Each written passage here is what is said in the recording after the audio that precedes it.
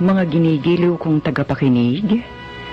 Narito na naman po kami sa pagsasadula ng mga pangyayaring lumikha ng suliranin at bagabag na humitik at naging mahalagang bahagi ng buhay.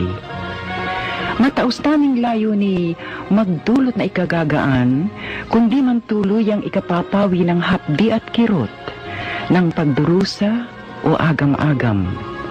Sa huli, ako po'y mag-uukol ng maikling panukala o kuro-kuro na sana'y makasiya sa may-ari ng salaysay, makaaliw sa marami, at kapulutan ng aral ng ibang ang isip ay hinilam ng nanghinang kalooban at